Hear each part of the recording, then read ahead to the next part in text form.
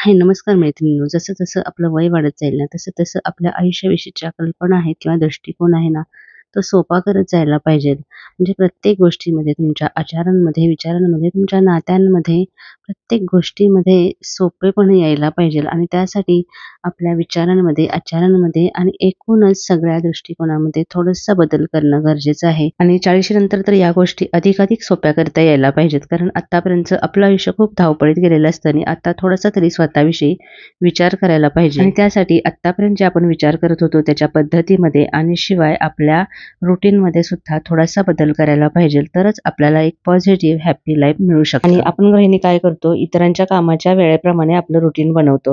म्हणजे सकाळची जी डबा बनवण्याचं काम असतं, तर सगळे ऑफिसला गेल्यानंतर किंवा मुलं शाळेला गेल्यानंतर मग मी स्वतःसाठी वेळ काढेन असं म्हणणं खूप चुकीचं आहे. कारण थोडीशी तरी प्रायोरिटी स्वतःला द्यायला पाहिजे. मग स्वतःसाठी वेळ काढायचा म्हणजे इतरांकडे दुर्लक्ष करणे असा अर्थ नाही आहे. तर त्यासाठी काय करायचं, की इतरांपेक्षा थोडंसं लवकर उठायचं आणि सकाळी उठून थोडासा तरी एक्सरसाइज करायला पाहिजे. म्हणजे जास्त काही नाही केलं तरी थोडंसं 10-15 मिनिटं बाहेर जाऊन चालून आलं ना, तरी सुद्धा ती 15 ते 20 मिनिटं तुम्हाला दिवसभरासाठी एनर्जेटिक ठेवतील. दिवसातून थोडा वेळ तरी बाहेरच्या जगातून फिरून येणं आवश्यक आहे. कारण आपण गृहिणी कुठेही जात नाही, घरातच असतो.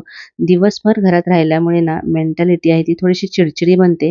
त्यामुळे सकाळी नाही जमलं तर किमान संध्याकाळी तरी एक बाहेरून फेरफटका मारून येणं गरजेचं आहे. तर हा झाला पहिला, की दिवसातून थोडा वेळ तरी स्वतःसाठी काढायला पाहिजे. आता अजून कुठल्या गोष्टी आहेत हे मी तुमच्याशी माझं एक दिवसाचं रुटीन शेअर करत करत गप्पा मारणार आहे. तर आज आहे 14 डिसेंबर आणि आजच दत्त जयंती सुद्धा आहे आणि आजच माझा वाढदिवस सुद्धा आहे. आणि मला या गोष्टीचा खूप आनंद झालाय, की दत्त जयंतीच्या दिवशी माझा वाढदिवस आलाय. आजचं प्लॅनिंग वेगळंच होतं. म्हणजे खरं तर दुसऱ्या दिवशी आम्हाला मुंबईत एक प्रोग्राम होता, त्यासाठी जायचं होतं. त्याच्यामुळे आजचा व्हिडिओ मी बनवणार नव्हते. पण झालं असं, की तो प्रोग्राम कॅन्सल झाला आणि त्यामुळं मग दुसराच प्लॅन करावा लागला. खरं तर आज सगळीच खूप गडबड होती. कारण देवपूजा, त्याच्यानंतर मंदिरात जायचं होतं. त्याच्यानंतर बरेच काही प्लॅनिंग मी केली होती, की आज काय-काय करायचं. म्हणजे मला आज माझ्या वाढदिवशी झाडं सुद्धा लावायची होती. आजच मला एक व्हिडिओ एडिटिंग करून अपलोड सुद्धा करायचा होता. कारण नंतरचे 2-3 दिवस खूप गडबडीत जाणार होते, म्हणून म्हटलं आजच व्हिडिओ अपलोड करूया. तर दुसरा रूल हाच आहे, की आपण प्रत्येक गोष्टीचं प्लॅनिंग करायला पाहिजे. अगदी घरातल्या छोट्या-छोट्या कामांचं सुद्धा प्लॅनिंग न करता जर कामं करत राहिलो ना, तर कामं वेळेवर सुद्धा होत नाहीत आणि मग हे करू की ते करू अशी आपली गडबड होऊन जाते. सगळीकडे पसारा होऊन जातो आणि त्यामुळे मग खूप चिडचिड होते. आणि त्यामुळे दिवसभर कामं करत राहिलं ना, तरी सुद्धा कामं संपत नाहीत आणि मग स्वतःसाठी वेळ काढणं मुश्किल होऊन जातं. आणि हो, आपल्या एका मैत्रिणीने विचारलेलं, की त्या दिवशी केलेली शॉपिंग दाखवा. तर त्या दिवशी मी हा गाऊन घेतलेला तिकडून, तर तो मी आज घातलाय. तर तिसरी गोष्ट हीच आहे, की घरामध्ये सुद्धा तुम्ही व्यवस्थित प्रेझेंटेबल राहायला पाहिजे.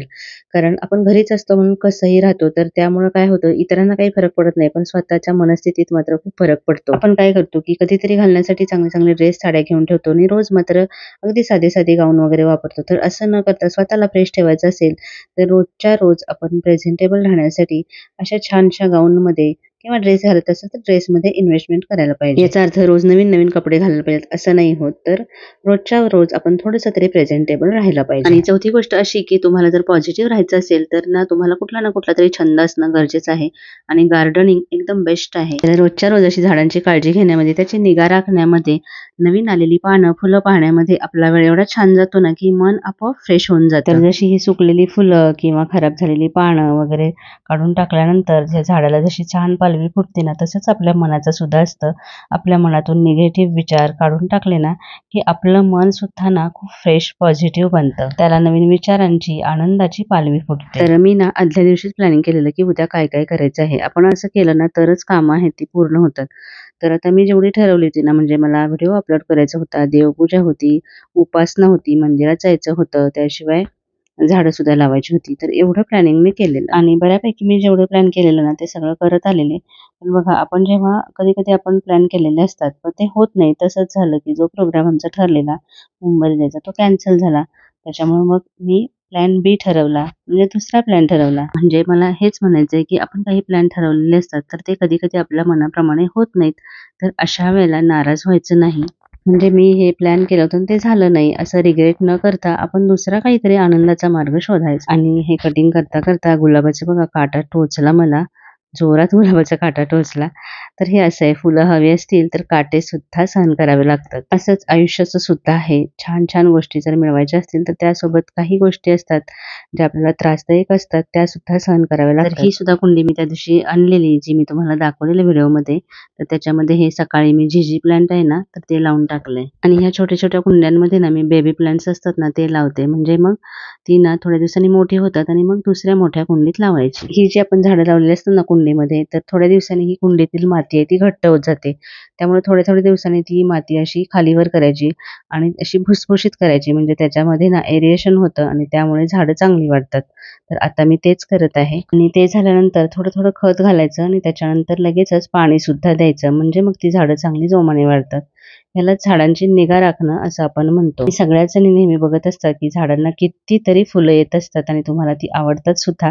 तर जेव्हा आपण अशी व्यवस्थित काळजी घेतो ना, तेव्हा झाडं व्यवस्थित वाढतात. तर हेच आपल्या बाबतीत सुद्धा खरं आहे. जसं झाडांना काय हवं नको हे आपण बघत असतो ना, तसं आपल्या स्वतःला सुद्धा, म्हणजे आपण इतरांची काळजी तर घेतोच आणि ती घ्यायला सुद्धा पाहिजे. पण त्याबरोबरच आपल्याला पॉझिटिव्ह आनंदी राहण्यासाठी ज्या काही गोष्टी करायला हव्यात ना, त्या सुद्धा करायला पाहिजेत. आणि त्यातलीच ही एक गोष्ट आहे, खरोखर गार्डनिंग करून आहे ना, आपलं मन एवढं फ्रेश होऊन जातं ना, इतकं आनंददायी बनतं ना, आणि त्यात ना वेळ सुद्धा इतका छान जातो ना, की कोणाचं काय चाललंय जगामध्ये, कसं चाललंय हे बघायला सुद्धा वेळ नसतो. आणि त्यामुळं आपसुकच कोणाची जेलसी, कोणाशी तुलना या गोष्टी करणं होत नाही आणि याच गोष्टीमुळे खरं तर आपण आनंदी राहतो. खरं तर सगळ्या त्रासाचं मूळ आहे ते तुलना करण्यामध्ये आहे. जेव्हा आपण इतरांकडे आपल्यापेक्षा काय जास्त आहे हे बघण्यामध्ये आपला वेळ वाया घालवतो आणि स्वतःला कमी लेखतो ना, तेव्हा स्वतःकडे निगेटिव्हिटी येते.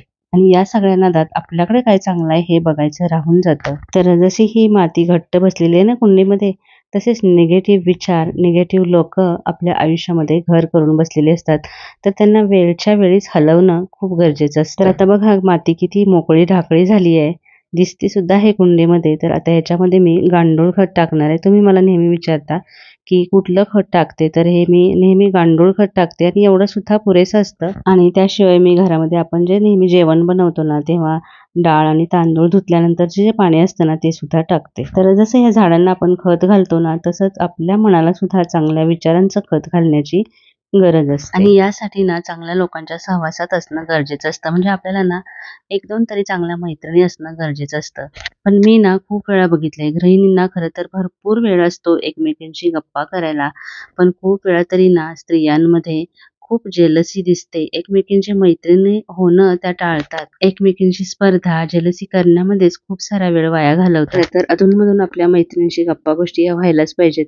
तसं बघायला गेलं तर जॉब करणारे असतात, त्यांचा एक वेळ सर्कल, मैत्रीचा ग्रुप असतो तरी पण गृहिणींचा बऱ्याच वेळा असा कुठलाही ग्रुप नसतो. सतत एकट्या घरात राहण्यामुळे ना खूप निगेटिव्ह विचार मनामध्ये येत राहतात आणि त्यातूनच मग उदासीनता वाढायला लागते. एकमेकींशी छोट्या छोट्या गोष्टी शेअर करण्याने सुद्धा आहे ना आपल्याला खूप रिलॅक्स वाटतं. जसे या स्प्रेने जेव्हा आपण पाणी मारतो ना झाडांवर, त्यांना कसं फ्रेश वाटतं, तसंच एक चांगल्या मैत्रिणीशी आपण जेव्हा बोलतो, ती आपल्या जेव्हा सानिध्यात असते ना, तेव्हा असंच आपल्याला फ्रेश वाटतं. तर 5वी गोष्ट हीच आहे की तुम्हाला 1-2 तरी चांगल्या मैत्रिणी असणं खूप गरजेचं आहे. म्हणजे तसं बघायला गेलं तर आपल्या ओळखीचे खूप जणी असतात, पण नुसतं ओळखीचं असून उपयोग नाही. तर जिथं आपण खरं खरं मन मोकळं करू शकतो ना, अशी 1-2 तरी हक्काची ठिकाणं आपल्याला असायला हवीत. आणि आपल्याला सुद्धा ना मनातलं व्यवस्थित व्यक्त करता यायला पाहिजे. आपण काय करतो, मनातल्या गोष्टी मनातच ठेवतो, कुणाशी बोलून नाही दाखवत. त्यामुळं अधिकाधिक घुसमट होत जाते. त्यापेक्षा ना बोलून मोकळं व्हायचं. काही समज असतील, गैरसमज असतील तर ते बोलण्यामुळे दूर होतात. पण याबरोबरच एखादी व्यक्ती जर तुम्हाला त्रासदायक वाटत असेल, निगेटिव्हिटी देत असेल, तर अशा व्यक्तीला वेळीच ओळखून ना थोडंसं लांब ठेवलेलंच बरं. तर अजून एक गोष्ट म्हणजे ना, आपण किती पण वयाने मोठे झालो ना, तरी आपल्या मनामध्ये कुठेतरी एक लहान मूल लपलेलं असतं. तर त्याच निखळपणे आपल्याला आपल्या आयुष्याचा आनंद सुद्धा घेता यायला पाहिजे. तर इथं मी त्या दिवशी फिरायला गेलेले, तर तिथं ना सायकल होती. तर इतक्या वर्षात, जवळजवळ 30 वर्षात मी सायकल चालवली नव्हती. त्याआधी कधी शाळा कॉलेजमध्ये असताना चालवलेली. मला वाटलं सुद्धा नव्हतं की मला येईल की नाही, पण मी बसली आणि खरं सांगते मनापासून आनंद झाला. तर असं छोट्या-छोट्या गोष्टीत सुद्धा आपल्याला आनंद शोधता यायला पाहिजे. तर तिथून घरी येईपर्यंत ना खूप वेळ झाला, म्हणजे जवळजवळ 8:30 वाजले. आणि त्याच्यानंतर मंदिरात सुद्धा जायचं होतं, कारण दत्त जयंती होती त्या दिवशी, मी तुम्हाला बोलले. तर म्हटलं जराशी उशिरा जाऊया. तर 11 वाजता गेल्यानंतर सुद्धा बघा किती गर्दी होती मंदिरात. आणि दिवसाचा शेवट असा दत्तगुरूंच्या दर्शनाने झाला. तर हीच गोष्ट आहे शेवटची, की तुमच्या मनाला थोडं तरी आध्यात्मिक बैठक असायला हवी, तरच आपल्याला एक पॉझिटिव्हिटी मिळते. तर आजच्या या रुटीन सोबतच ना मैत्रिणींनो, मी हॅपी राहण्यासाठी, पॉझिटिव्ह राहण्यासाठी ज्या गोष्टी करते ना, त्या मी तुमच्याशी शेअर केलेल्या आहेत. तर आजचा व्हिडिओ कसा वाटला हे मला नक्की कमेंट करून सांगा आणि जाता जाता व्हिडिओला लाईक करायला अजिबात विसरू नका. आणि अजून तुम्ही आपल्या चॅनलला सबस्क्राईब केलं नसेल तर प्लीज सबस्क्राईब करा. पुन्हा भेटूया अशाच एखाद्या छानशा व्हिडिओसह. तोपर्यंत खुश राहा, आनंदी राहा.